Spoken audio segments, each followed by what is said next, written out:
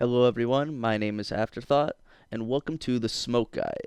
This video is going to be going at the game with a competitive S&D perspective. So with that, let's get started. The smoke is a piece of utility you can purchase each round in S&D. The smoke costs $300 and you can buy up to 2 smokes per round. They have a 4-second cook time and will last about 20 seconds and will obscure an entire area. Now we are going to go over a few different methods in using smokes.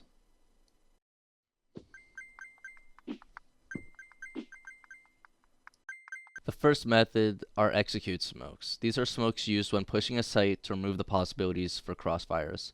These can be extremely useful on the T side of the game when you want to push a site. These smokes are commonly in the form of lineups or just generally smokes people will throw when they push a site. In this clip you see an example. I smoke off the CT of the map so that they can't crossfire from when my team pushes out A long and go on the cross. Alright, to further elaborate on my point for execute smokes, we're going to go over an example of Dust 2 B site.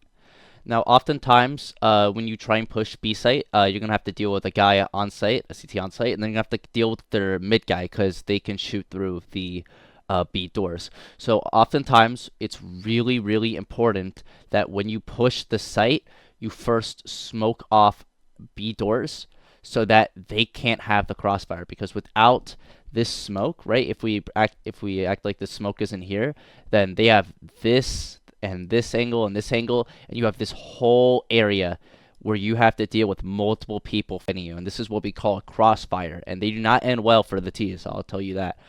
So it's a lot more advantageous if we can just smoke off this, and then all of a sudden this guy has no angle on you, right? And this guy, he still has his angle, but you only have to worry about one person for now. And so that's basically the importance of using execute smokes. That's the whole point. It's still remove those crossfires and make pushing a site a lot easier. Hi, Lois. It's a great morning, no matter how you slice it. Yeah, I don't know what. The second method is composed of using smokes to create snakes.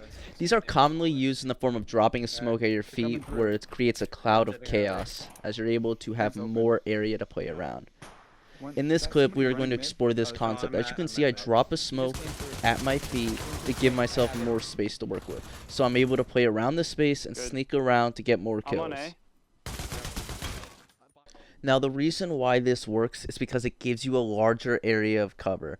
In this example, let's look at the T side perspective. Now, normally the T's would be able to see that entire area, so you wouldn't be able to go there, as you would expose yourself and die. However, with the usage of the smoke, you're able to play across the entire area and give yourself more space to move, which will make your life a lot easier on the CT side. There's a static shock. Your pajamas created a charge of electricity when you drag your feet across the carpet, and when you touch Chris, you passed it on. Kneel before Christ!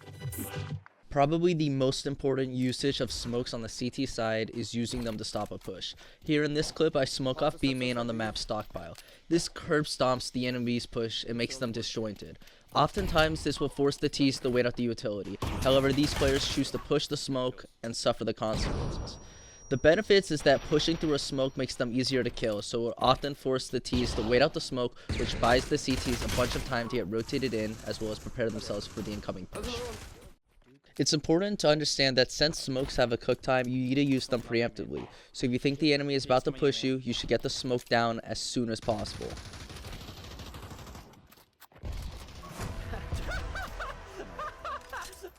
Now, these CT side smokes aren't everything. As you can see in this clip, if the T's want to successfully push through a smoke, they can flash you, which will buy them time to rush you down. To all my wannabe Stewie 2Ks, keep this in mind. So you are going to want to also have flashbangs to counter the enemy's flashes, as people don't like pushing when they are blind. To explain this better, let me ask you a question. Would you rather push through this, or would you rather push through that?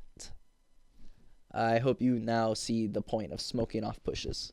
Now, something to always remember is that smokes create a lot of chaos, as people can't see you if you're inside a smoke and can't see very far while in a smoke. So use this to your advantage if you ever want to get a clip. Alright, well, that should cover all the basics of using smokes.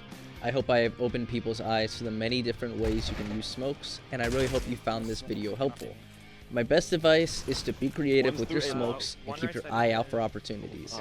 But with that, I hope you enjoyed the video, and links to join the various competitive leagues will be in the description to all those interested. Have a wonderful day. Half.